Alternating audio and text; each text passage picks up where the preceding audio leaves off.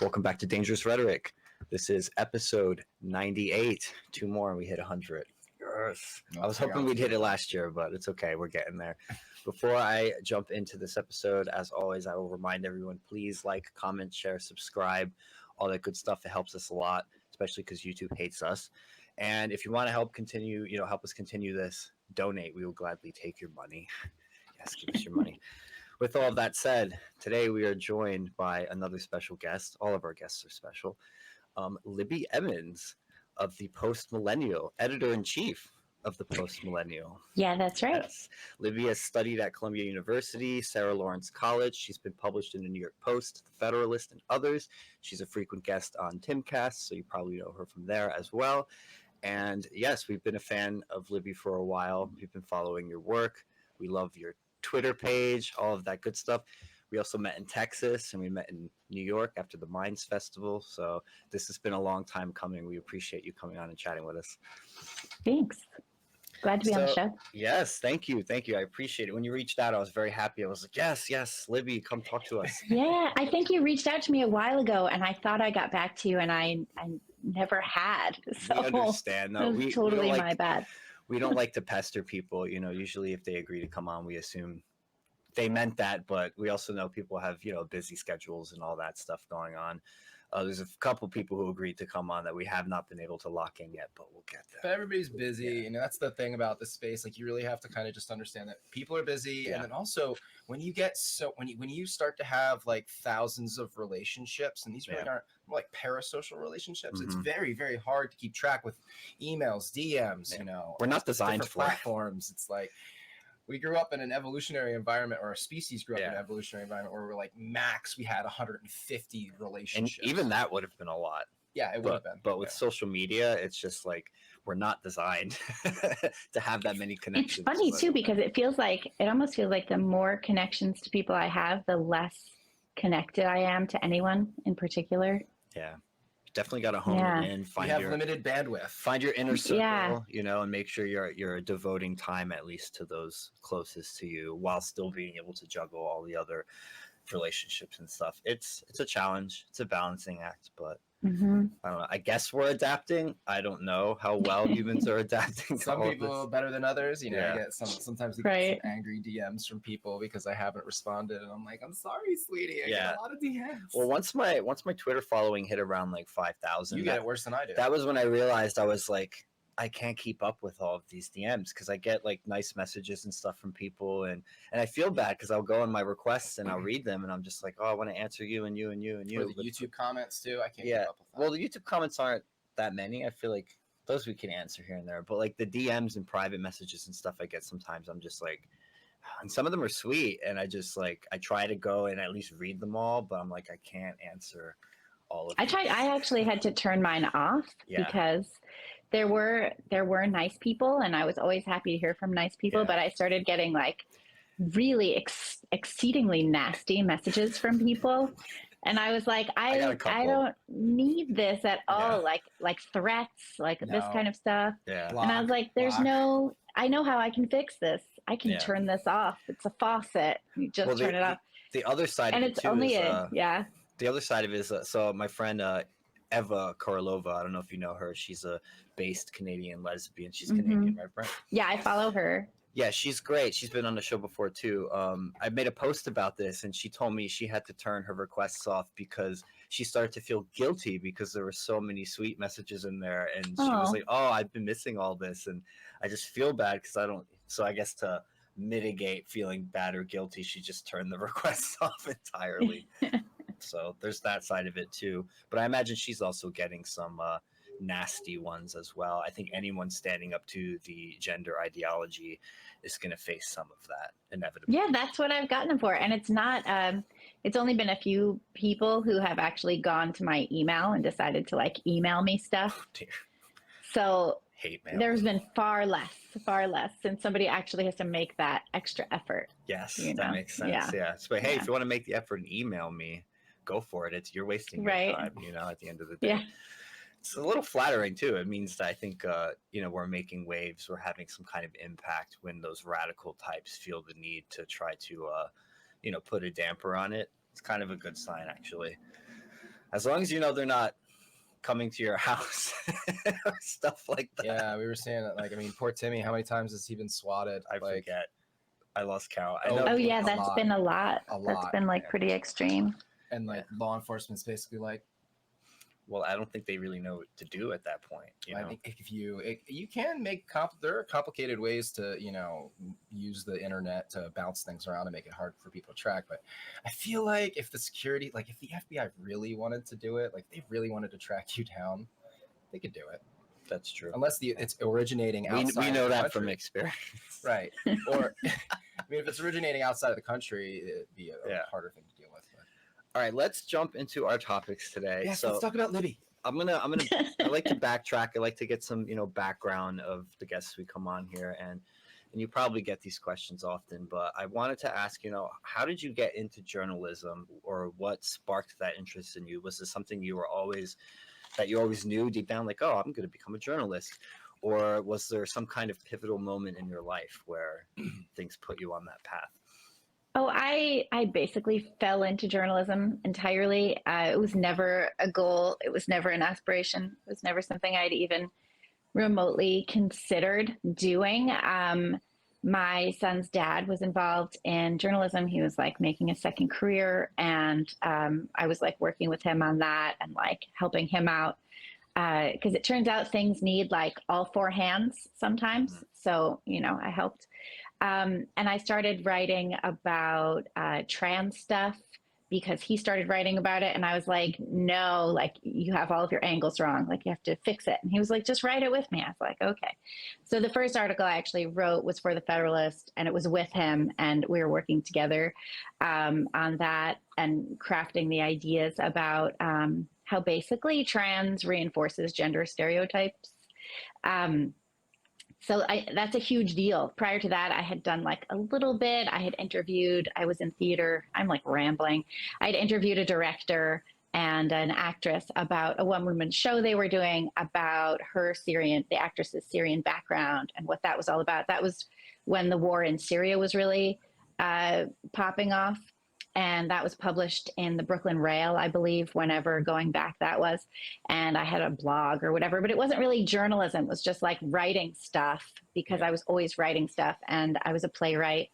That's what I studied. That's what I did for like my whole life since I was a freshman in high school. I was involved in theater and making theater, but I really ended up getting involved in journalism when my whole life fell apart. In late 2018, my marriage broke up.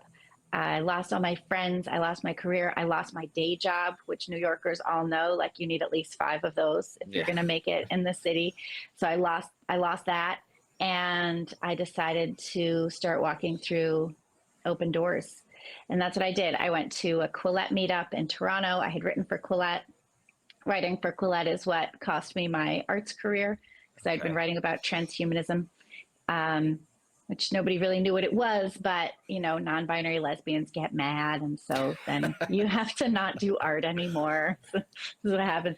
And I met some people with the Post Millennial and began working with them. I began writing everywhere. I started pitching everywhere. So I ended up in journalism because it was the best last option that I had available, and it was a good decision. And it turned out to be your niche. I think that's sometimes how life works. I'm an artist as well. I did not think I would be doing a podcast or anything like this.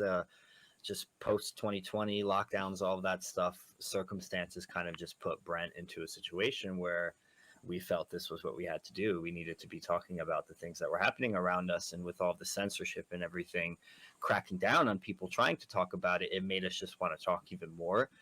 And now you're almost at 100 episodes. Yes. So that's amazing. Almost 2 years. April will be 2 years. But yeah, that's wild. Part of it too was like we kept having to say the same things over and over again a lot of times in social media, and that gets exhausting to type this out here and there about this topic or that topic. And I kind of did just want a place where like all those thoughts were just gathered and we could speak them. And you could just like reference an episode sometimes and be like, hey, we talked about this here, or we talked about this there, just for the sake of convenience. That was one of the reasons we got into it. But yeah, like I said, my background is also in the arts. I have a writing degree. I published my own poems. I'm a painter, musician, all that stuff. So do you still write plays? Are you still interested in that? I love theater. I don't love what theater has become. I haven't seen any theater that I'm super into in a long time. As a matter of fact, with regards to the theater community in New York City, I was involved in the indie theater scene downtown. I was producing plays, writing plays, talking to playwrights, going to plays. That was my whole social life, and it was my entire career. That was really the only thing that I was interested in. When I got involved in theater, it was deviant, it was filthy. You know, it was profane. Actors were trashed all the time. You were constantly having to deal with crazy diva personalities who were also like, you know, messed up on drugs and still making beautiful, crazy art. It was, you know, kind of a wild scene. Everybody was always a little bit nuts, and you always kind of made allowances for nuts people because they were brilliant. And if they weren't brilliant, you know, like off to rehab with you. And if you were brilliant, don't mess with what's working.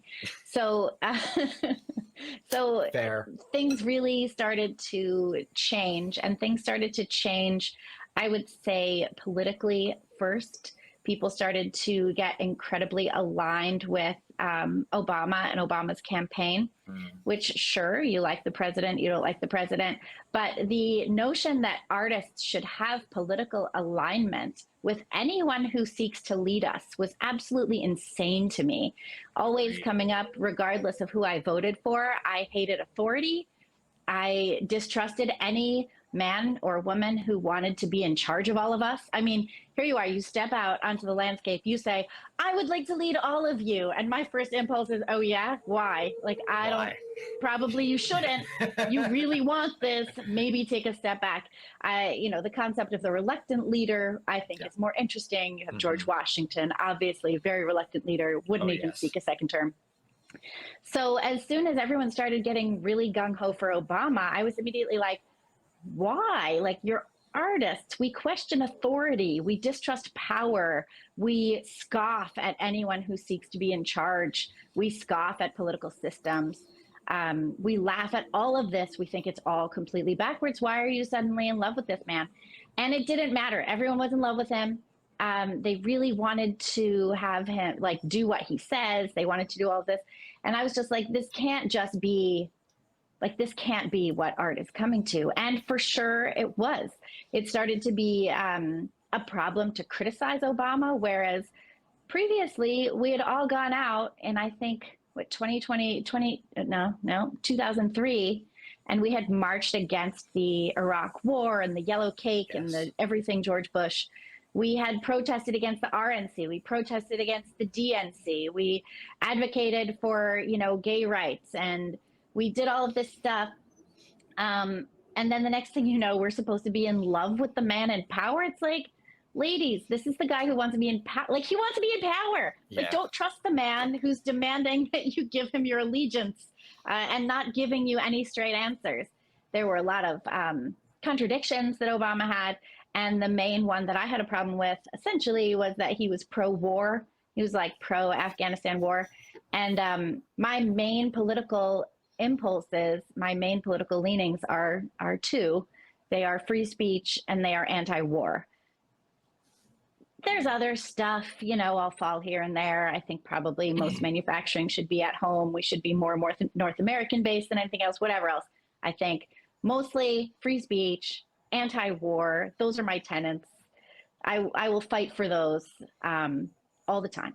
So watching this happen in the theater community, plays about how great Obama was, and then everyone lost their minds when Trump won. Oh yeah. I was not in favor of Trump anyway. Again, not in favor of anyone who seeks to lead. So I wasn't in favor of Trump. Also, coming out of New York, he's bombastic. He never pays the last 20% of any of his construction contracts. Like, you know, we know this stuff. Okay. Yeah. But he really made everyone just totally lose their shit entirely. And it was crazy. Part of that was the media too. And their response to him is what really. And they lied. Crazy. They literally made stuff up. They act, and we know now, they made it up. Clinton made stuff up.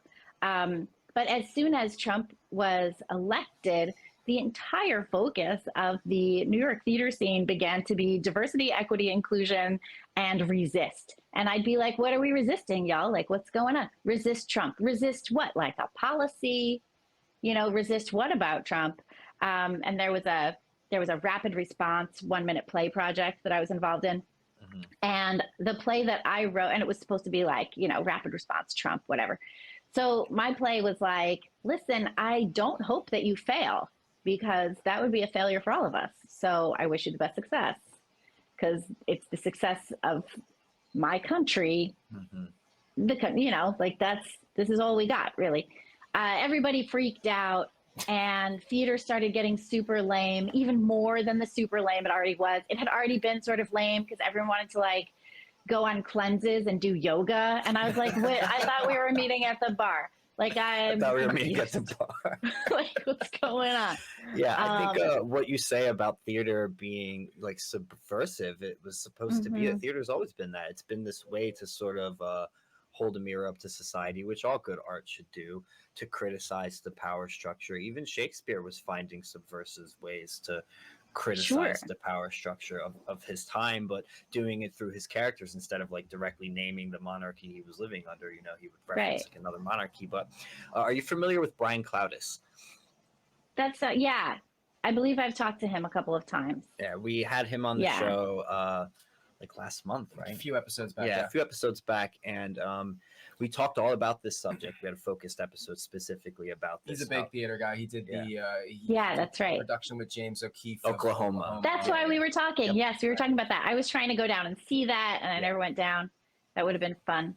So we I bet they would have met up at the bar. About his story in theater and how he got canceled basically for speaking up against all the woke identity politics stuff that started to seep into there. They were having like circles where everyone was introducing their pronouns and all this stuff, and he was like, what the hell my goodness. I had a feminist theater collective, but at one point I went to like a women's theater collective, and I was sitting there, and we sat in a circle on the stage, and we all had to go around and state our pronouns. And I'm looking around at these, literally every single one was a woman.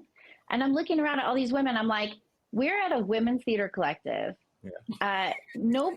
Nobody wants to be at a women's theater collective who isn't a woman. It's already super boring, right? Like it's a women's theater collective. So, what are we supposed to talk about? And people start going around and being like, my name is so-and-so, and my pronouns are she, her. And every single person said she, her. And I'm like, this is so performative and stupid. And we're all literally like, we are only women sitting here. And so we got to me, and my friend who I was there with, who knows me very well, she just looked at me and she's like, girl, don't. And I was like, girl, don't. I was like, I am Libby Emmons, and obviously I am a female. Is that what you said? Yes. Obviously I am a female. Bomb drop. That's so funny. And everyone just sort of looked at me like, I don't know. I don't know if she should be in the women's circle since she's obviously a female. Whatever. It was so stupid. I never went back there. I was enraged. Yeah, as I would expect one to be. Yeah. Like what is your sex? It's like, we're not all Pat from Saturday Night Live, even though that's the going beauty standard. You know what I mean? I know that's a far reaching reference. I think I'm 40, yeah, so that theater. What's that? I'm 40, so that fits. I know Pat. Yeah. So yeah, I think I missed Pat. I'm 32, in that age 32. group as well. But yeah, so theater just started being so bad, and I'd go to stuff, and there would be like entire nights of plays devoted to anti-racism, and then there'd be like conflicts among the production, right, within the production, because it would be like a white writer would write a play about her white female guilt, and then because she had centered a white woman in her play, her autobiographical play about her white woman's guilt, then like the black writers would be like, I am so offended right now. I can't even believe it. There started being stuff like some friends of mine came up with this idea of what they called a Jubilee year. And ironically, it was 2020. And the Jubilee year was supposed to be where all white male playwrights take a step back and don't get their plays produced. And I was like, y'all know that like this is these people's careers. This is their lives. You can't take an entire year and say, I'm not going to do art this year because somebody who has different skin than me really doesn't want me to. I want to make space for people of color. It reminds me of oh my goodness. I forgot what university. Everyone just do your work.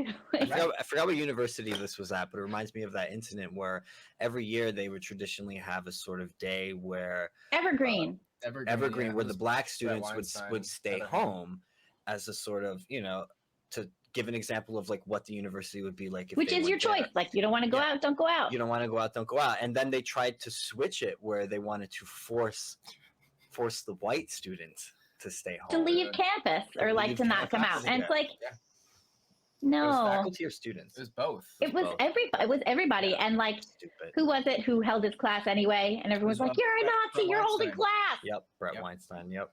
Yeah, Brett Weinstein, yeah. Yeah. He was like, this Brett is Weingarten? absurd. Yeah. It was, I think it's Weinstein. Is it Weinstein? I get everybody confused. Weinstein, yeah, it's not Stein. All really interesting guys. I used to say Weinstein. Harvey Weinstein. But like, Brett I've definitely seen Brett like correct that pronunciation. I try to do that. It's so hard. Yeah. No, he's great though. He's a very brave guy himself, and look at how all of that changed the trajectory of his life too. Now he has his own show with his wife and all of that. He's been on Joe Rogan and all this stuff, and all because he said no, I'm not going to do this. Same thing with Peterson. Like, we need more people saying whole no. thing in the Daily Wire, and it's like his whole life path went in like total different turn from this stuff. And that's what happens though when we, in the current political environment, when you speak truth, when you decide, I'm not going to be afraid, I'm going to actually speak the thing that's on my mind. This is what happens. You get canceled, and then your life goes on a whole different path you didn't expect it to go on, and you're a journalist now. We're over here podcasting. Do you want to talk about Libby's departure from New York could discuss that. So like, I left New York. Yeah. Speaking of congratulations, changes, by the way. Thanks, good for you, man. It's a big accomplishment. Speaking of changes and in the country and the political atmosphere and the economic atmosphere, the city has undergone a lot of changes over the last couple of years, since 2020 especially, and the lockdowns and the mandates. A lot of people have fled the city, have moved across the country, Texas, Florida, wherever, and decided cities aren't for them anymore. And you can't blame them when you see the state of things now. Like, crime has gone through the roof. I would say it's probably worse as I've ever seen it in my life, at least. There's graffiti everywhere. Trash. The city smells like a giant blunt now. That is really upsetting, actually. Like, I don't like that, how bad the city smells. It's like a combination of trash, bug killer, and weed. Yeah, and urine. Don't forget urine. Oh, yeah. Do you remember that time? I think it was a while back now, but do you remember at one point the entire Lower East Side smelled like maple syrup? Do you remember that? I think so, yeah. That was absolutely exceptionally spectacular. It was like, it was a whole day, and it was just like, wow. We could do this all the time. You ever walk past like a Dunkin' Donuts factory? Oh my God, it smells so good. It smells like intoxicating. Yeah, I did go on a tour of a Dunkin' Donuts college when I was a Girl Scout. Fun fact. But yeah, the city has taken a downturn for sure. And I feel like, the people who arrived within the last couple of years, and there are definitely new people in the city. There are people, just like all this swapping has happened with people leaving New York and going to other states. There are, I think, woke people and stuff who are leaving other states, maybe more conservative areas, and coming into the cities as well. Yeah, these are the people who want to be compliant. They want to be told what to do. They want their leaders to tell them where they can be and when and under what circumstances. Yep. And I found that absolutely horrifying. Yes. I mean, and that was sort of what I was going to get to with the theater thing before I veered all the way off course, was the theater community of artists who should have been interested in profane, filthy art decided to do what the government told them to do and get mad at anyone who didn't. So weird. Yep. And they segregated us too. We anathema to art. Broadway shows anymore. Like, people who refuse to take a particular substance into their body that they didn't want there were no longer Or a allowed particular- to. And you couldn't get jobs either. Actors couldn't get jobs if Yep. they didn't take the shots. Yeah, You know, it's insane. I had a problem getting a job in Florida as a nanny and tutor because I wouldn't, take the experimental injectable. And that's what I tend to do like the high end nannying, and that's what all the families wanted. They all wanted, their nannies to be. Well, because the high end, the rich people are the compliant ones. Yeah. Yeah. Well, they read the New York Times and listen to NPR, and they think those rich liberals. Yeah, Speaking exactly. of thinking they know everything, what I was going to say is that I feel like a lot of the new arrivals to New York City simply don't know how much it's changed. I don't think they realize how different the city they are entering is from the one pre-lockdowns, pre-mandates, all of that stuff. It's not the same. The whole vibe is different. And yeah, I know cities have always been rough and gritty. And they've always kind of smelled. There's way more trash now, though. But yes, there's way more trash now. A lot of those surgical masks just strewn about the street all the time. Definitely more homeless on the streets. Definitely more addicts on the streets. Definitely more graffiti. Mental illness. Definitely more mental illness, more crime. And there's still there's a huge portion of places that are still closed and up for lease, and there's been no turnaround in those places. Like I've never seen so many empty buildings. It's insane. Yeah, seeing closed storefronts on Fifth Avenue. On Madison Avenue, it's really painful. I mean, it's Fifth Avenue. Like you're supposed to be able to walk down Fifth Avenue, and it's luxurious retail, and it's spectacular. It's like a museum piece, Same with same with Madison. So every neighborhood, every major street, I would say there are closed places. There are closures, and the thing too that you have to realize is that the landlords who own those buildings can take a tax write-off for the market rate amount of the lease, even though that they're not able to charge because no one will pay for it. So the market rate is incredibly high. The landlords don't have to take deals because they can take this massive tax deduction for the market rate amount of the lease that they don't have active. So that's a big issue as well. And I know that there have been some city councilmen working to change that, saying like, you have to lease your property.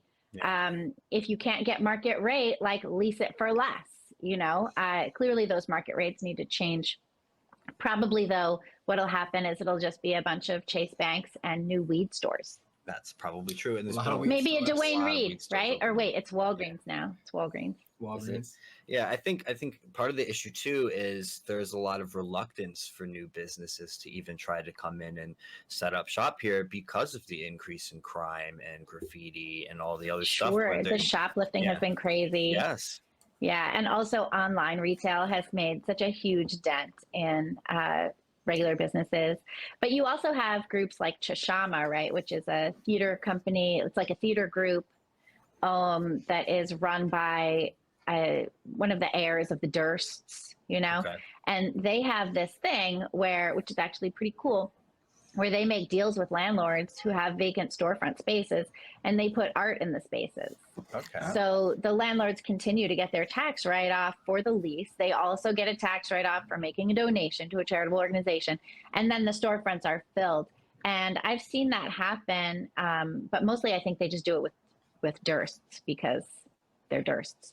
Right. So it'd be cool to spread that out, or a model like that for other landlords. Because you walk by, I'm sure you guys have the same thing. You walk by these like palaces, these storefront palaces. They're huge. And you look in and you're just like, wow, I could do such an amazing project in there. Like I'd build this over there. I'd have sets over here. I'd hang these lights. Be One wonderful. of my dreams is to have a bookstore. I would love to retire and just run a little used bookshop. And I've definitely walked by a couple locations in Manhattan where I'm just like, man, that would be such a great used bookstore. But it's like $20,000 a month to rent the storefront. There's no way anyone can afford that. Yeah, I was thankful though. A lot of probably actually all of my favorite bookstores survived the lockdowns and the whole economic decline. And I think part of that is they do a mixture now of in-person and online selling. They also sell books online as well. And they already took a huge hit when Amazon came about. So they already knew we're going to be an indie bookstore. They've adapted to those changes long before a lot of other places did, because booksellers very much took a huge hit when eBay and Amazon became more popular, and they had to change their models or have at least a combined model of doing business, of selling online as well as selling in person. But and I love online books shopping. I do it all the time, and I flip books online myself. But there's nothing like the in-store experience, you know, especially a used bookshop, because it's like a treasure hunt. So I love those places. Or like the Strand. The Strand is still great. Although I was so upset when they refused to shelve Abigail Schreier's book, Irreversible Damage. They're very woke. Yeah, and so that's so annoying. Yeah, well, you can totally tell. Yeah. It's funny. I hear sirens in your background and roosters in mine. Yeah, that just shows the difference in our environments right now. Very bizarre. So, you know, I also wanted to bring up you were on Jack Posovic's show recently, and you talked about this, leaving New York City, and you had a sort of like revelatory moment around the holidays, of just how different your environment is now. Maybe talk a little bit about that, because I thought that was interesting. Yeah, so don't get me wrong. I miss New York. I love New York. New York is always my home, because it's a place where you can be permanently transient. Yeah. And that's pretty much how I feel about myself, it turns out. So yeah, I left. I wanted a better life for my son. I wanted a school where there weren't fights in the halls. And I wanted to own some land. That seemed like that would be a fun thing to do. So I moved. And one thing that happened shortly after New Year's was that I woke up and I heard the sound of church bells. And the church bells were playing Christmas carols. I had literally never heard this before in my life. I grew up in the suburbs of Massachusetts, summers in New York, where my mom lived, uptown. I lived in Philadelphia for a time. I finished high school there, and I had never heard church bells playing Christmas carols. What child is this? Away in a manger? I was just like, oh my goodness gracious. I'm used to hearing calls to prayer from the local mosque. I'm used to hearing mad sirens, dirt bikes at all hours of the night, because ever since the pandemic, there have been roving gangs of like 50 dirt bikers just peeling off down the streets. And jackhammers, don't forget jackhammers. Yeah. I haven't heard a lot of that. There wasn't a ton of building in my far reaches of Brooklyn neighborhood, but certainly cats mewling, children screaming, parents yelling in languages that I could neither identify nor understand, which is great. I lived in a very immigrant heavy neighborhood. It was a traditionally immigrant neighborhood, Bay Ridge, Brooklyn. So immigrants came in, Norwegian immigrants came in to build the Verrazano Bridge. There were Italian immigrants, which we saw in that John Travolta movie in the 70s that I've never watched the whole thing of, because it's just not my jam. Greeks came in. Now there's like a ton of Arabs, Chinese, Central Americans, but it's a neighborhood that traditionally is turnover of immigrants. So it's kind of cool, you know, like there's a great Middle Eastern grocery store. I've learned to love unfiltered Lebanese olive oil, things like this. But just it was not a place where I was seeing my culture particularly. Even when I would go to church on Sundays, the English-speaking mass was small, and mostly elderly people were at the mass. And the homily was geared toward being old, really, you know. And my son and I would just be like sitting there like, okay, you know, we're here for mass. We're trying to be part of this community. It is difficult. And then when you walk out and the 12 o'clock mass is gearing up, it's families. It's like masses of families, and they all had a bunch of kids, and they all speak Spanish, and it's a Spanish speaking mass. And I thought, like, why? First of all, this is probably a good enough reason to learn Spanish, is so that we can go to this mass and be part of this community. On the other hand, it's hard to be part of that community. I had taught catechism at my church for a couple of years, and one of the boys in my class had asked me to be his sponsor, and his family pretty much only spoke Spanish. He was bilingual, you know, as the kids always are, until their kids then are just English speakers is what happens. But he asked me to be his sponsor for confirmation, and I was incredibly honored, and it was very sweet. And his family was incredibly kind, and they invited us to their big party for the confirmation.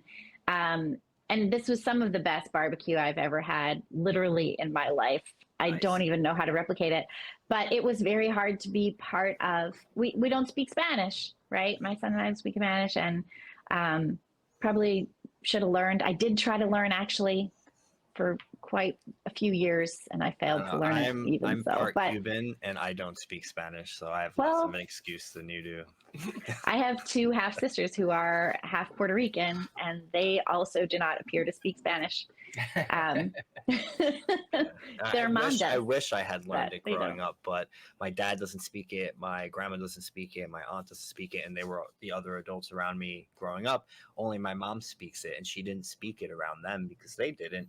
Therefore, it wasn't really spoken around me and my brother, so we didn't really pick up very much of it. So that's what happened too in my family, except it was Italians and Norwegians.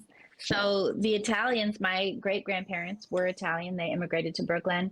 Their children they knew Italian because that's how they spoke to their parents, but they did not want to speak Italian. They both changed their names. My grandmother changed her first name to appear less Italian. My grandfather changed his last name, dropping the vowel from the end in order to get work eventually. But my grandmother went from Anna to Anne. Okay. And she was just like, I'm Anne. Yeah. And I was like, Grandma, Anna is beautiful. And she was like, nah, it's not. Nah, like, okay, it's not. Nah. Yeah, my dad's mother, my grandmother, she's half Italian, and her line comes from Naples, and I think they immigrated here around. Oh, maybe we're cousins. 1901, 1902, and her maiden name is Serpico. So if you've ever seen the movie Serpico, I sure have. Yeah, so that's like her second or third cousin, I believe. I would love to get him on the show. He's still alive, I believe. Yeah. Oh, you totally should. That would be really cool. He answered me on Instagram a couple years ago, and then stopped using Instagram because he's probably too old to keep up with it. I think he's in his 80s now, but he would be a very interesting guest to have on here. But we always heard the legend of, Serpico the cop in my family when I was growing up. My aunt would always tell us about that. Like, you're related to that guy. But she doesn't speak Italian. I think her father, Harry, spoke a bit of it, but her grandparents definitely did speak it. And it didn't pass on, like certain things from the tradition did, like cooking and those sorts of things. Oh, I can make a mean eggplant. Yeah. Nice. But yeah, my family does too. My Sunday sauce is really out of this world. I mean, I love cooking Italian, but yeah, it's sort of a strange thing because I feel like in a lot of ways, even though I have landed in a new place, and even though I loved New York, with all my heart and still do ever since I was a little kid and my mom lived there, I do feel like I don't have any, I feel like I have no roots. I feel like I don't exist in any one place. So I'm hoping that I get comfortable here, that I find friends and a community, but I wonder that I'll ever feel connected to the ground, connected to a people.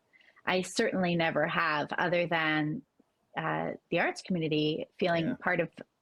I always felt connected to any artists, like it was instant. Sort of like how Jerry Seinfeld talks about how he only likes comedians. Yeah. I That's only ever why have we're really vibing. That's probably why we vibe. Yeah. I feel at home with artists wherever that is. And even when I was a kid and I would visit my mom, and she would always take me places. And at the end of the day, we're out skiing, whatever it is. And she'd be like, oh, should we go home? And I'd be like, yeah, because home is literally wherever you are, as long as you're at home in your own head and in your own heart. But yeah, I feel it. I definitely continue to feel a permanent transience. And it's almost a relief to find that even though I'm sitting here literally on land that I purchased, that I own, that I spent my own hard-earned money to buy, it's interesting that I still feel entirely impermanent and transient and temporary. It's almost a relief to know that those feelings come with me and not with the place where I am. Yeah, it's just a part of who you are, it seems. It's part of your demeanor, and partly, I guess, because of your upbringing, because you lived in so many different places. Like, I came of age and lived in one place for most of my life. That's cool. Yeah, Was it New York? No. Elizabeth, New Jersey. Right. New Jersey, well, of course. New York, I've always been coming back and forth ever since I was a kid because it's about 14 miles from where I grew up. Go to any 4 or 5-story building, and you look in that direction, you'll see New York City. So we were very close. And culturally, I would say Elizabeth is kind of similar to like Spanish Harlem, sort of. So they're very similar. I've driven through Elizabeth, New Jersey countless times. That's where I'm It's from. right there. It's literally right there. Right there. So that's where I came of age. And I started coming to New York more within like the last 7-8 years. I would be visiting here, coming back and forth, and then I moved here last year. So now I'm like a official New Yorker, a New York resident. But when people ask me where I'm from, I'm from Elizabeth, New Jersey. I own that. That's where I'm from. I'm in New Jersey. I'm not a New Yorker. That's funny. People say to me, they ask me where I'm from, and I say I'm from the Northeast. The Northeast. It's just like the whole thing. Like I'm from there. Yeah, I think you'll put roots down to some extent. I think, especially now that you've purchased, land and it's yours. Like I think you're gonna have to make some effort to try to feel that way. Like, hey, this is mine. I belong here. Well, I want to put trees on it and stuff, and I think that would be cool. But I also really like the idea. I really like the idea that I could have a place to keep all my stuff. Yes. And to hang out, and to like hang out. But I do, of course, have that perpetual fantasy of being a one suitcase person, and I'm just always somewhere else. With Post Millennial in the past couple of years, I would say since 2019, because first we were based in Montreal. So I would go up there periodically to like say hi to the fellows at the office. And in 2019, I was freelancing, but I knew that was the place where I wanted to get staffed because it was small, it was new, it was somewhere I could get on the ground floor and really have an impact and shape it with my own creative ideas. So even though definitely, there's other people whose fingers are in that mix and like making that pie, I knew that I could have a big impact. And so I kept going up there to like be like, hey, staff me, I'm writing for you every day, even though you're paying me hardly anything, because I can see an opportunity when it hits me in the face. I'm like Ferengi, So, I kept going up there, and maybe I have the lobes for it. Who knows? Anyways. You're a nomad at heart, it sounds like. Right. Yeah. But I kept going up to Montreal, and I had opportunities to travel. And even since the pandemic, like, we were just like, oh, let's go do stuff. It sucks that we're locked down, so let's not be. There's no reason to be. We don't have to be. And it's been great to get to. I've seen more of the country in the past couple of years than I had seen previously in my entire life. So you're a super spreader, and you got all these people sick across the country breaking. That's correct. Rules. Yes. Yes. How dare you? Listen, I've seen you guys at like where'd we Wisconsin. Didn't I see you in not Wisconsin? No, it's Fort Worth. Yeah. Fort Worth. Right. Oh, for and then the Minds Forum. event here. Yeah, Smith and Forum. Yeah, and then here in New York, wherever I am. Multiple state lines during the lockdowns, and basically broke every single guideline. Social distance. I loved it. Doing that. Wear a mask? No, we're not doing that. Get a shot? Thrilled. No, we're not doing that either.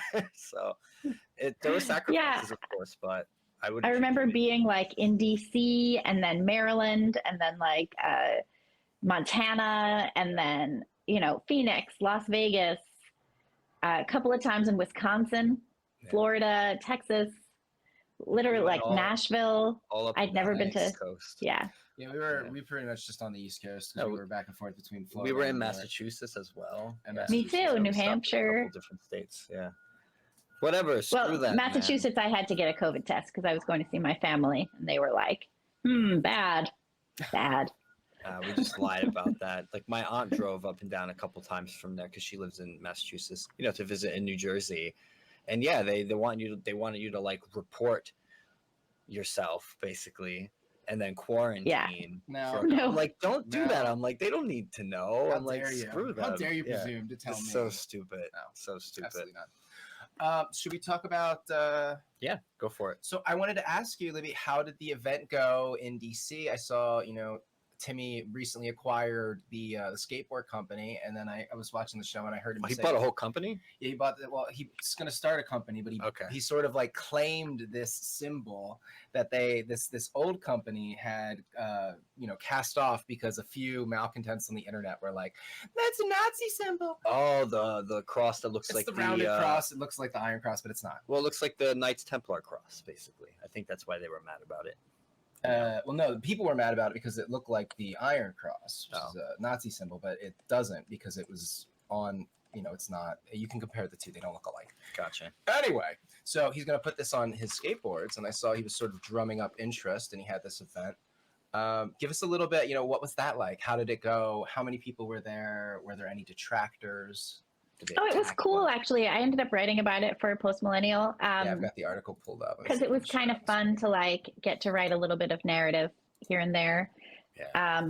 So that was cool. But yeah, so Tim asked me if I wanted to come check it out. I knew Taylor Silverman was going, and I think she's really just the bee's knees.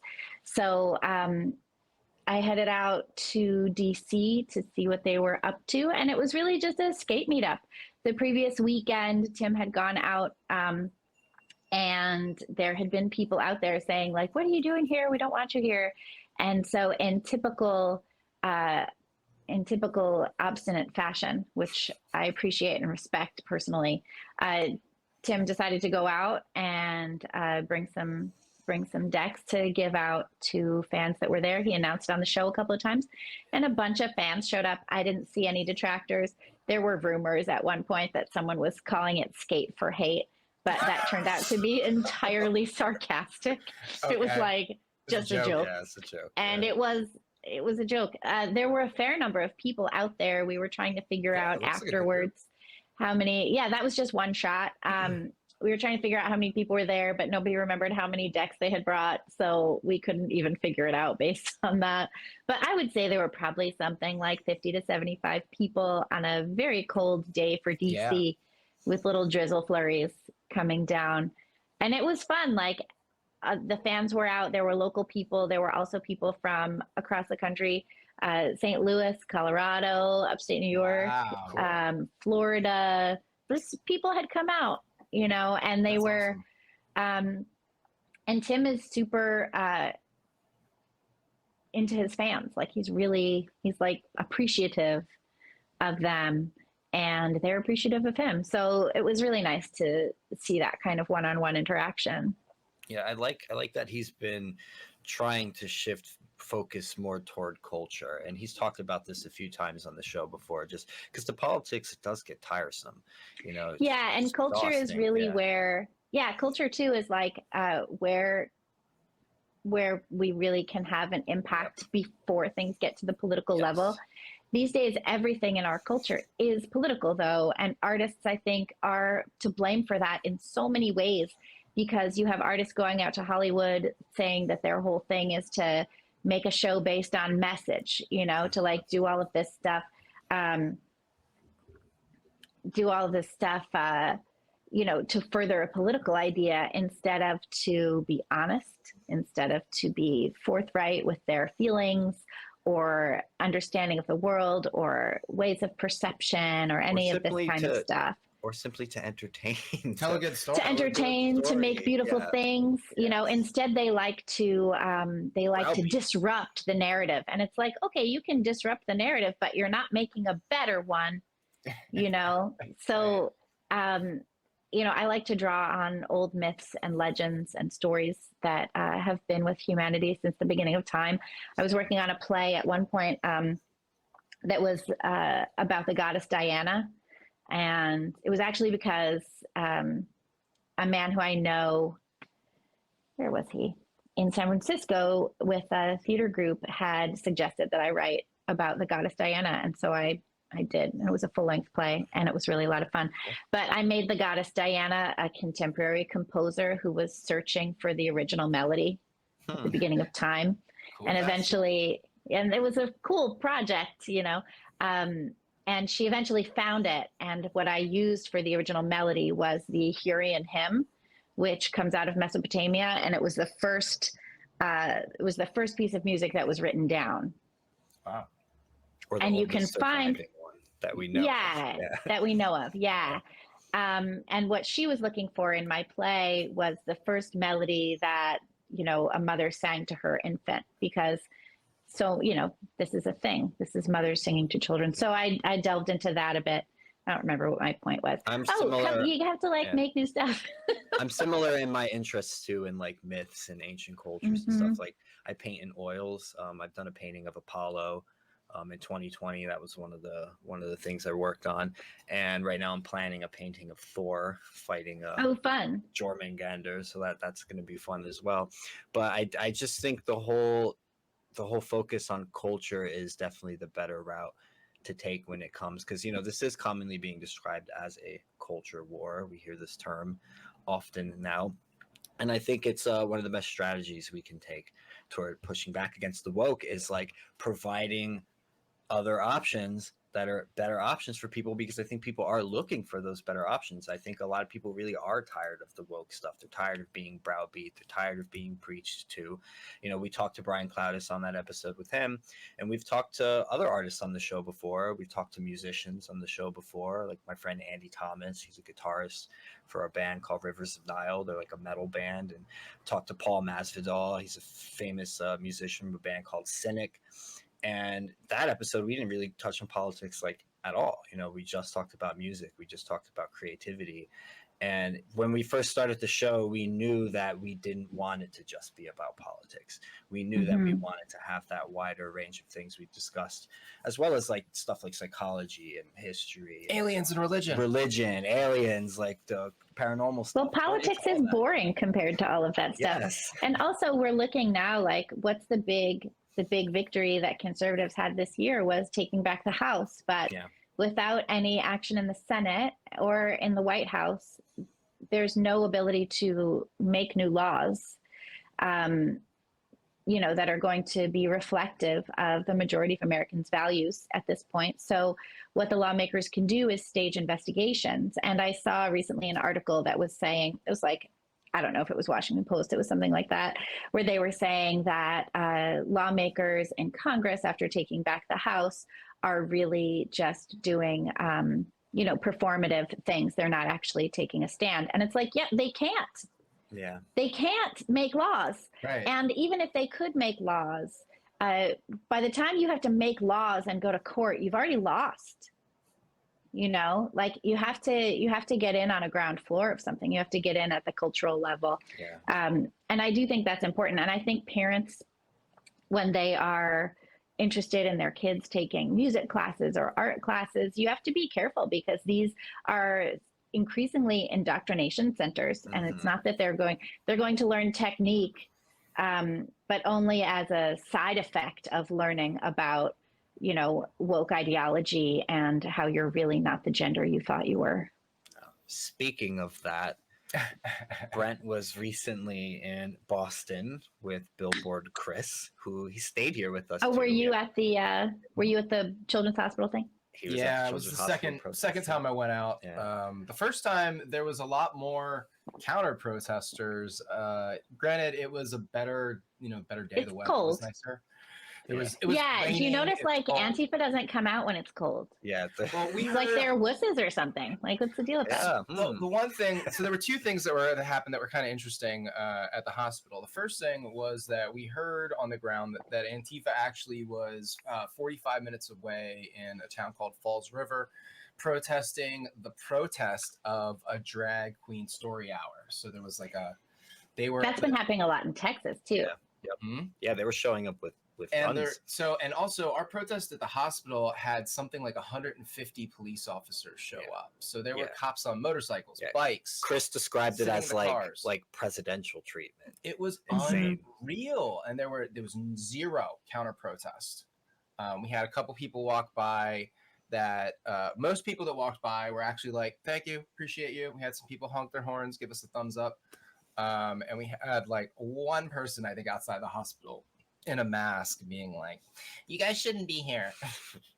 This is always one of the things that they say is that, we shouldn't be there or that it's not relevant. And I'm like, honey, like, do you know what's going on right now in the country with these detrans kids? Because it's very relevant. Yeah. Well, I think some of them do know, and they not only do they not care, they like support it. They advocate for this crap. It's the reversal. They think that it's like, a healthy, appropriate medical treatment for children, that if you don't do it, they're just going to self-delete, and it's just not true. Yeah. And this is one of the first subjects you started writing about when you got into journalism, like you said.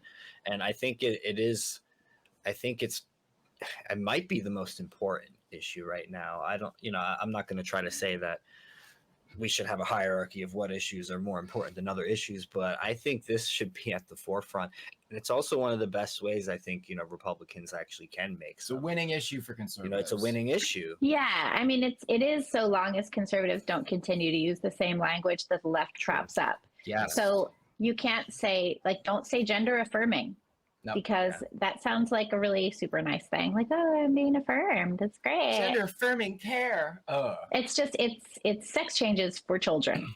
Yes. And even that is a misnomer because you can't actually change that. It's not possible. And that's the lie that they sell a lot of these people. I mean, the thing too is like, if you could if you could actually change your sex, way more people would do it. Oh, yes. Yeah. Probably. But you can't actually. So you should just suck it up and be who you are. Yep. Right. Yeah. There was actually an interesting book called Steel Beach written back in I think it was the 80s, where the main character goes male to female in the beginning of the story, and their technology in this future cyberpunk setting is perfect, and they have a perfect transition where it creates the female version of you using nanotechnology, and it gives you the Y chromosome or the extra X chromosome in his case, and he comes out as a complete and beautiful woman. That's not what we have. And even I wish I could do something like that. I would love to come out as a complete and beautiful woman. That's great. You look great. Are you kidding? Stop. I wrote a play where one of the characters sells an aborted baby fetus for parts, and then uses the money to get what we call femgenderization surgery in the play.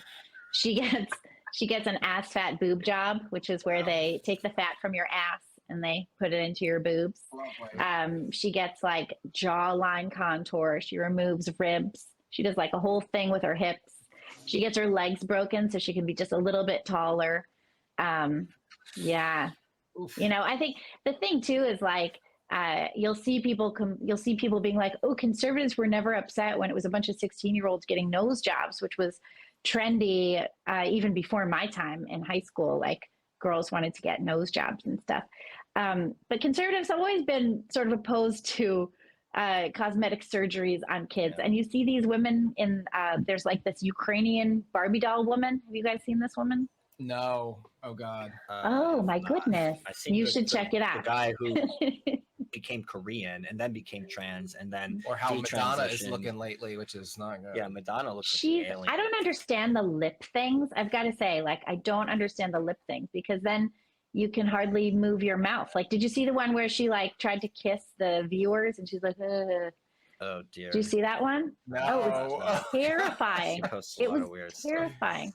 I don't know, the funniest really backlash scary. I've seen like I've gotten on Twitter for this stuff is like, I'm into fitness. Once in a while I'll post my gains and my physique and stuff. And I had one of these this is the Ukrainian Barbie woman. Oh, she looks weird. But I had one of these, radical. Oh, her face is so weird. True. And then she does Instagram filters, like on top of everything else. Oh, wow. So she's had all these surgeries, right? So to look like that. Yeah. So I've had someone push back on me and say, oh, well, why do you care about fitness and all this stuff? Like, why don't you just be happy with the body you were given? And I'm just like, pushing your body in a natural way to better it, right, physically is not the same thing as like taking steroids or getting surgeries or removing your genitals or taking hormones. So finding is that the Ken man? That's the Ken guy. Yeah. The Ken guy. Yeah. Yeah.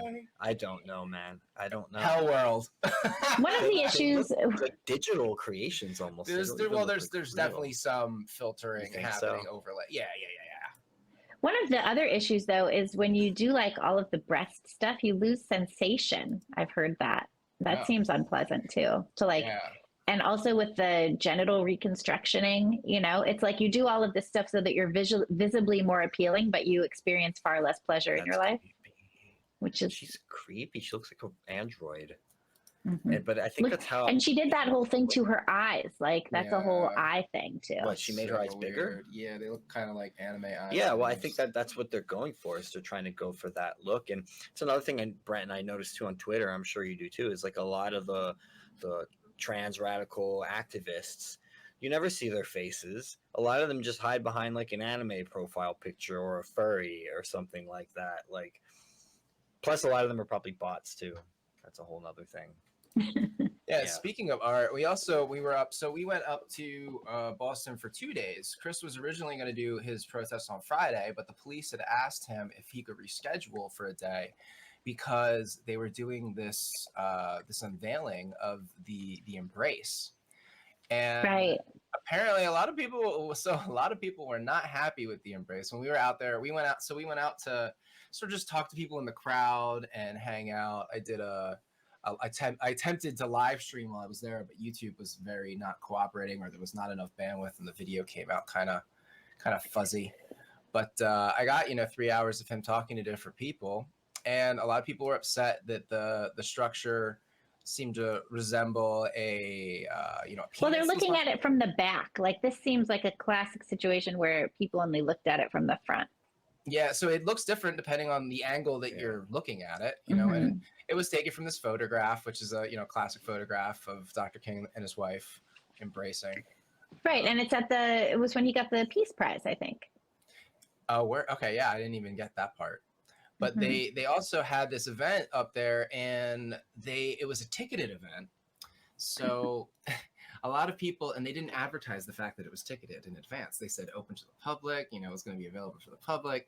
And then so a lot of people get there and they're told that they have to have a ticket to actually get like inside the fenced area. And then the little ring. Right. Yeah. And so they had jumbotrons set up outside for the riffraff. Some people traveled from far away, yes, right? People traveled from, hours to get there. And they were basically turned away. And the worst thing was that there were no tickets available. They were already all sold out by the time they got there, and they didn't tell. They were probably all given away by the mayor already. Yep. Yeah, that's probably what it was. Because when people coming out, it was a lot of VIPs, family members of the Kings, which is fine. I understand that, but it's supposed to be like an event for the public. It's just it seemed a little exclusive, from the party that likes to tally their inclusivity and how inclusive they are. So inclusive. To just put a huge barricade up around the site and say, oh wait, only the special people can come in. It's just like So I talked to one black YouTuber and streamer who was there, and he spoke to a bunch of black people that were pissed they couldn't get inside. Understandably so. They could have just told people in advance, but I think they would have had also wasn't it an outdoor event? It was. It's in the Commons. So Boston Common. So what's the deal? Like I've been to Boston Common. There's plenty of room. It's the Commons. It's for the people. They fenced the whole section off. They made it like it was an 8-foot high fence. And so they on purpose made it exclusive. Yes. Then told people it was open to the public. Yes. When there was absolutely no reason to make a fence. Right. I mean, wow, I that's maybe so stupid. Maybe they had some threats, or there was some. Maybe they had some did logistical not. reason. No, they come on. Probably didn't. I doubt it. Like just get media set up first. Have a little red carpet area for the VIPs, and you're golden. You're done. They could have done like that easy. A little dais. Put the fancy people on the little dais. They'll be happy because now they're like, oh, they're elevated above the riffraff. Yeah. Yeah, put them up there. The rest of us could hang out in the VOM, and it's all the fun. plebeians. Yeah. I was not there. I was here babysitting the dog, but I was manning the chat in the live stream. And the funniest part to me was I hear in the background. Oh, your dog moved places. Yeah, he's over there now. Sometimes he does that. I'm listening to the live stream, I'm watching the chat, and like Brent's over there in Boston, and I hear Ion Presley in the background, basically saying we are still in the civil rights movement. Oh, the congresswoman, the bald congresswoman. She literally has alopecia. She said we are still in the civil rights movement, and it reinforced this thought that I already have about the woke. They don't live in reality. They live in the past. They literally. Well, the thing is, they can't. Yeah, but they can't have the civil rights movement be over because then they wouldn't have anything to campaign on. Right. They wouldn't have anything to talk about. They wouldn't have anything to believe in. It's just like the Human Rights Campaign, that big foundation. Yes. They just keep changing everything, because otherwise they would have to go out of business every time they achieve their goals. These DEI professionals are not actually looking to eradicate racism. They're looking to further it so that they continue to get raises and have reasons to have jobs. Yeah. Makes sense. Yeah, it's unbelievable. And I heard that and I was just like, really? Yeah, like, there's been no progress. Nothing. No, it's 80 okay. years. Like, oh wow, it's just such a denial of reality. And this comes back to what I think it's also probably just a lie. I don't even know if how many of them believe that. That's the point. The crux of the culture war, the spiritual war, the information war, whatever you want to call it, is that there are people who resonate with the truth, who seek the truth, who prefer objectivity, reasoned, good faith debate in order to achieve the truth. And then there are people that just want to hear and tell lies. And they've got, this moralistic ideological agenda that's wrapped up in a belief system, which is based on, the lies that they tell themselves. But they're in that space. And so this is kind of what I see as this key difference is that we have truth people and we have lie people. And all the other differences between people are just sort of these artificial constructions heaped upon us so that we argue and avoid that realization. But Brent, the I think civil that's rights right. movement never ended, Brent. It's still going on, Brent. Well, now you could argue that the civil rights movement is, has moved to the point where we need to eradicate anti-white racism and anti-male sexism. Can't say that, Brent. And anti-Christian sentiments that are very, very popular in the modern culture. Yeah, well, Douglas Murray is talking about that stuff a lot on his new show, Uncanceled History, which is really good. You guys should watch it. How the whole idea of this woke neo-Marxist cultural revolution is like, there's nothing good about Western civilization. You have to rip it all down. Like, we're not allowed to have heroes anymore.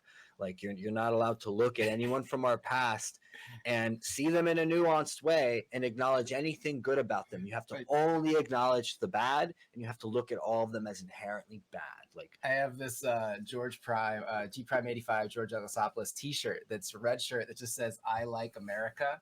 And if I wear it outside in the streets of New York, I get some dirty looks. Yeah, it doesn't really. It doesn't even say "I love America." I like America. It's just red shirt, white lettering. It's just such a light, innocent statement too. But yeah, it's very. That's like everyone who got canceled for saying "I heart J.K. Rowling." Yes. So dumb. Innocuous. I'm gonna put a big American flag out front of my house, and I can't wait. Ooh, how subversive of you. It's very well. It's not really subversive in this area, but I also kind of want to be like, I'm not just because I have New York plates doesn't mean that I'm this crazy liberal. True. That's true. Well, yeah, because you're gonna have people might be like, "Oh, she's the New Yorker," yeah. and you're like, no, right? I mean, yeah, I have not changed my plates. I suppose I should at some point. But if you change your license plates, do you have to change your license? Because I'm not prepared for that. Is that too much for you? That's like a bridge too far. I mean, I'm just not there yet. I think eventually, so the license plate is the registration. I think you have to, if you do that, you have to change your insurance. I don't think you have to change your license as readily. Although I do think technically local law requires you to move your license over 30 days after you move. But 30 days? I don't do it either. My car is still registered. What happens if you don't? Do they fine you or something? No, they don't. It's very rarely enforced. But if I don't change my plates, I have to keep paying New York insurance, and that's insane. Yes. Like that's breaking my bank. Yeah. Your premiums are going to be much lower. Yeah. Mm-hmm. But I'm not ready to change your my license, but you do have to change your insurance. Can I have 2 licenses? Technically, no. Oh. Yeah, you keep your old one as a souvenir. Usually what they do is so you can remember you when go you were to your new local DMV and you sort of turn it in, and they usually will they take it? They stamp it, so they sometimes they punch a hole in it, or sometimes they punch a void punch in it. She's like, my heart can't take that. Yeah, I can take a lot of things, but this is just too much. This is just too much. Yeah, that happened. So I got my Florida license when we moved down there during COVID, and I have yet to switch it back. It's on my list of things to do. Don't you still have the Florida plates too? I do still have the Florida plates. Yeah, I have to change that. Technically, the registration's expired. I have a lot of things I have to catch up on. But I rarely drive my car. So. Yeah. I didn't even have a driver's license until the pandemic, and I had failed my driving test 3 times when I was a young person. One time I was tripping on acid and I crashed. But oh no! What? Oh my God! Libby. That sounds like a story right there. I was 19, I think. Happens. Anyways, so I finally got my license in 2020. Okay. In New York. I had a whole bunch of lessons, and it was only because of the pandemic, because I went to get on a train in New York to go upstate Syracuse to see my sister. And the normal way that it works, you guys know, when you're leaving town, you go to Penn State prior to the recent unpleasantness.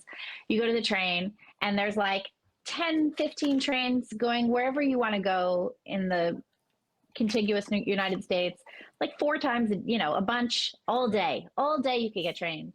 And so I go to get the train upstate. There were 2 trains.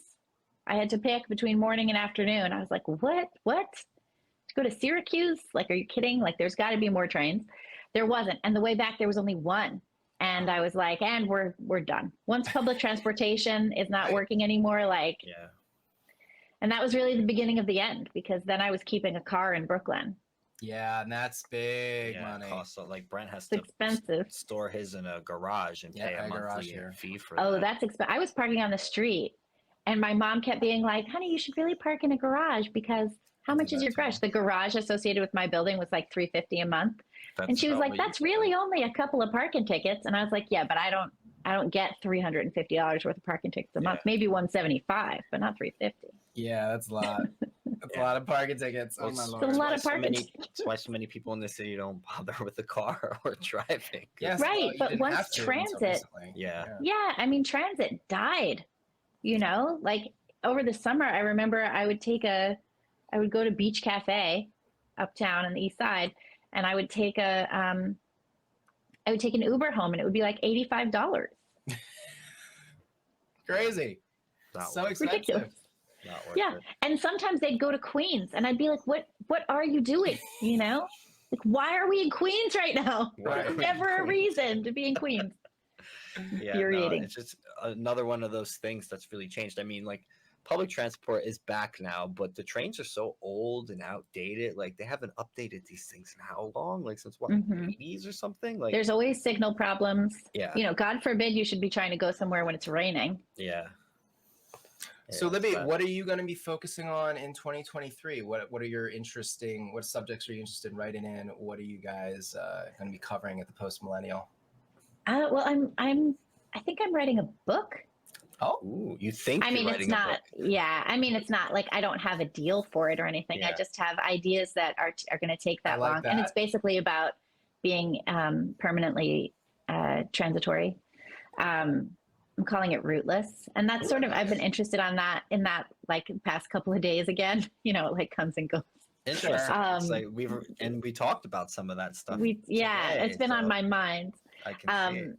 Yeah, I think too, since I left, I've had much more of an ability to reflect, because I'm not in it. I mean, in New York, you're in it. If you're in your apartment, you're in a box in the middle of everything, you know? And it's always like that. And it's a vibrant and wonderful place. But if you're right in the middle of it, it's hard to see anything else. Yeah. So it's interesting.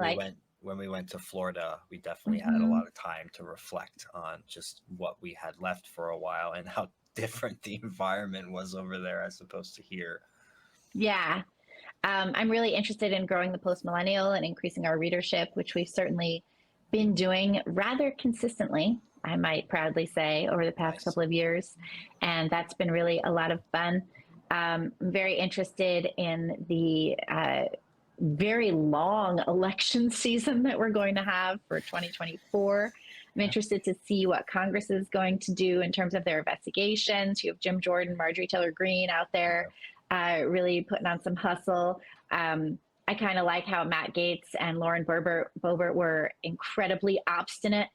I thought that was kind of great, honestly. Nice. I really appreciated the attention and effort that they all put in to not just rubber stamping something, but to getting priorities recognized.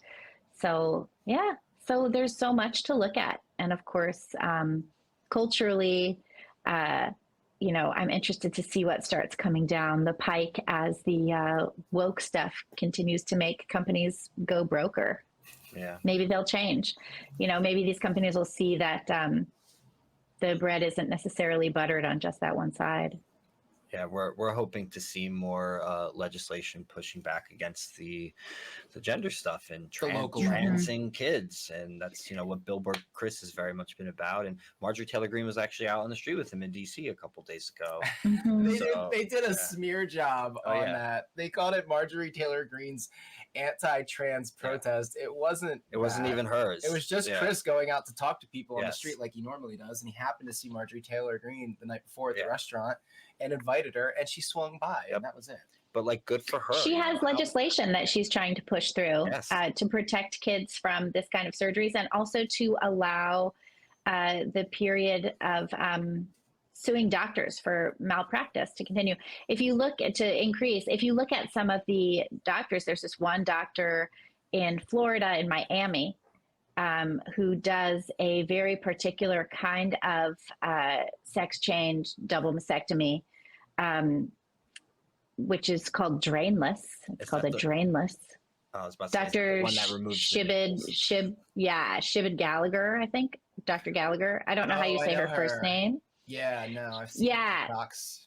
So this doctor does not carry malpractice insurance. She does not carry medical malpractice insurance, which you are not obligated to do in the state of Florida, which makes a certain amount of sense given the state of Florida. Right. But because she's not obligated to carry it, she doesn't. And this means that ambulance chasing lawyers are much less likely to sue because they're much less likely to get a high payout. So her patients are essentially unable to get any kind of claim. And she specifically operates on obese patients because of her dedication to inclusivity.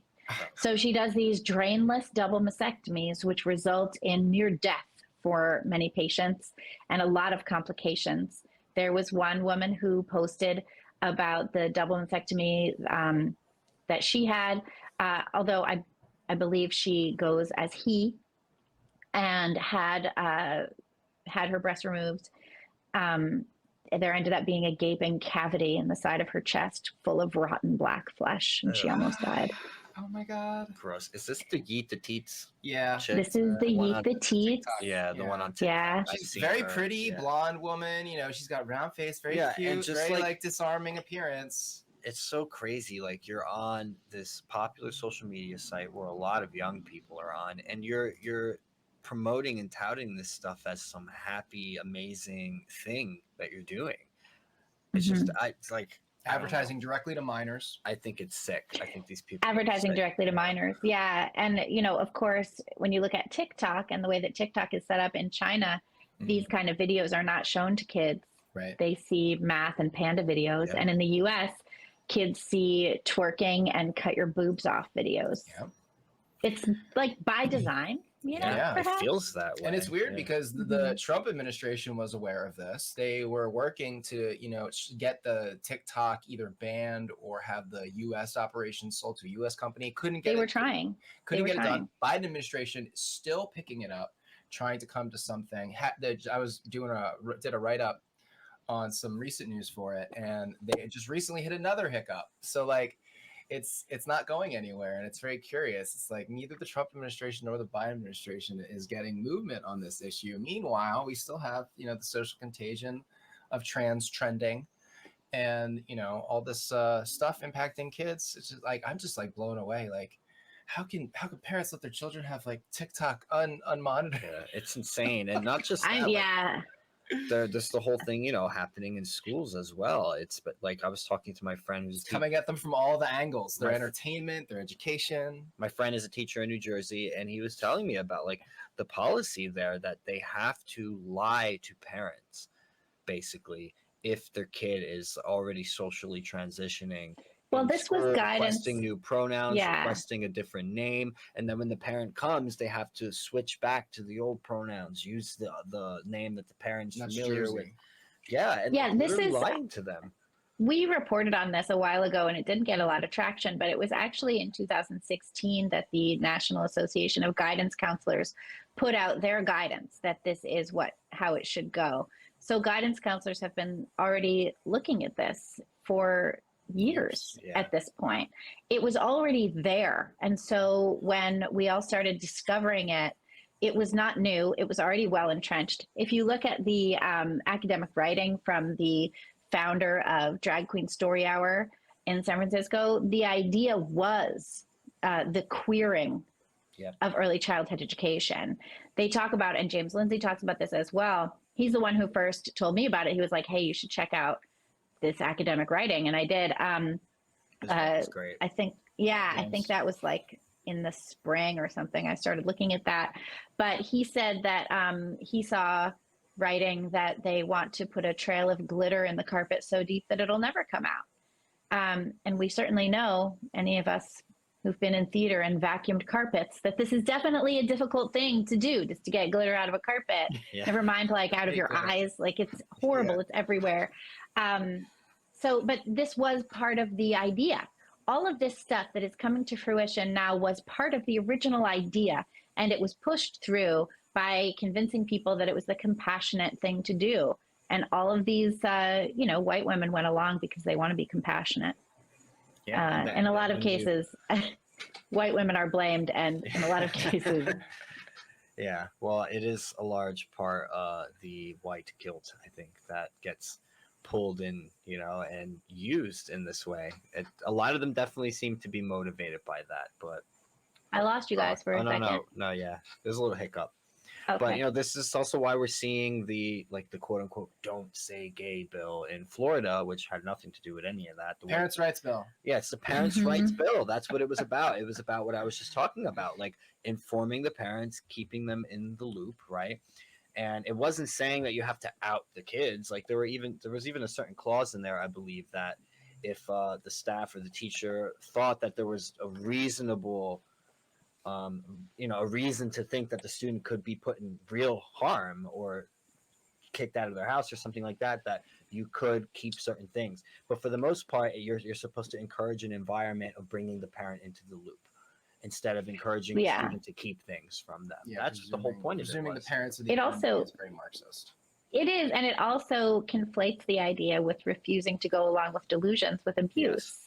Yeah. So it says that parents who do not do any, who don't go along with weird gender stuff are actually abusive. There was a case that I think attorney Bernadette Broyles, who's really fascinating, had in Florida, where a dad was made aware that his daughter was doing gender transition stuff at school only after his daughter had tried to hang herself in the bathroom twice.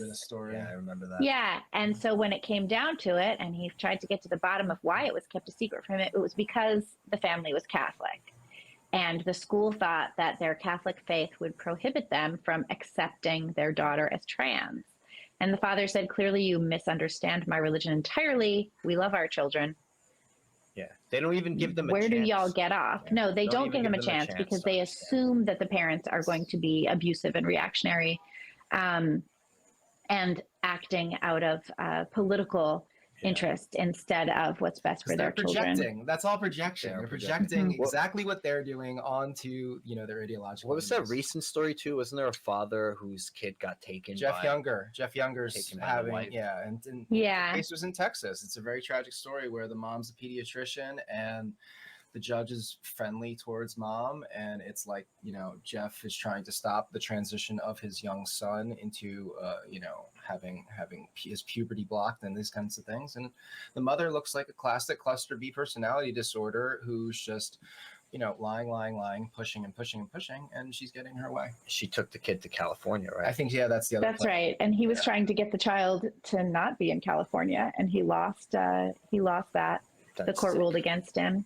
Yeah. Mm-hmm. California has that crazy new trans sanctuary law. Yeah, Scott Wiener pushed that through. Yep. And Scott Wiener is actually working with State Senator Brad Hoylman in New York so that they can introduce legislation around the same time, the same kind of legislation. Ooh, seriously, like I called Hoylman's office to ask them something, And they said, they didn't know, they hadn't put together that like I was in opposition to everything they stand for.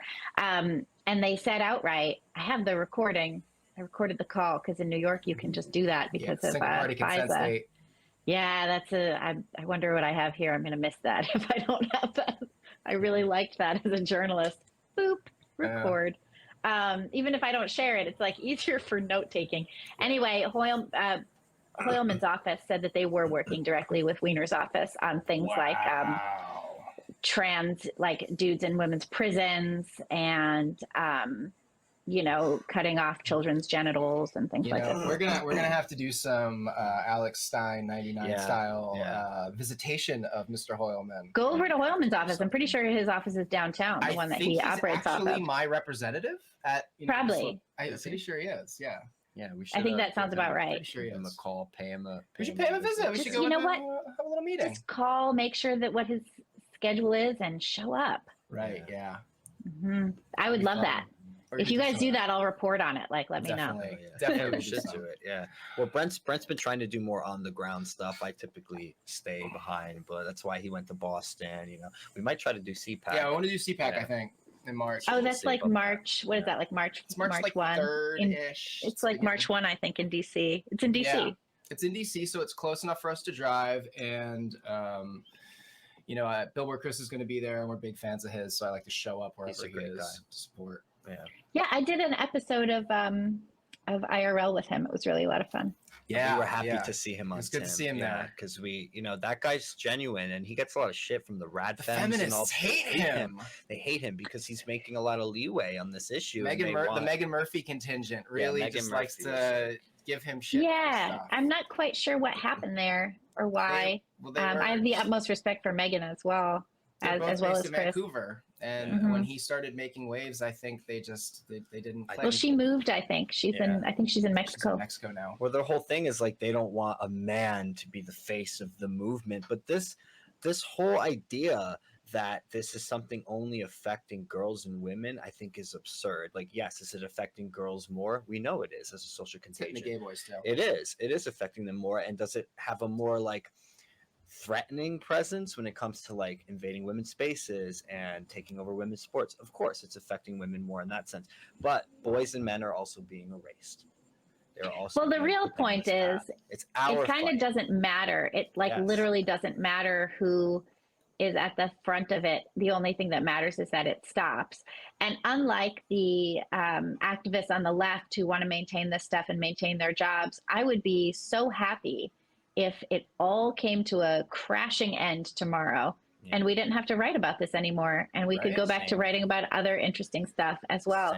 Because this takes up a lot of pixels, and it really shouldn't be happening at all. No, it shouldn't. So you have Matt Walsh out there, you have Chris out there, you have Megan out there, you have Kelly J. Keene, Kara Dansky. There is literally room for everyone to go out there and scream about this at the top of their lungs until it stops. Unify and stop, stop making it about who's the face of the movement or this. I mean, they should at least just not get in each other's way. One thing I think that would be helpful is if there were people putting together, and there are, but if there were people putting together helpful model policies and laws that lawmakers across the country who are interested in putting a stop to this in their states could access, that would really be helpful so that they're not constantly reinventing the wheel or coming up with policies that have too many loopholes in one direction or the other. Yeah, there's some model legislation in Oklahoma. He got in touch with state senators in Oklahoma who really liked his work,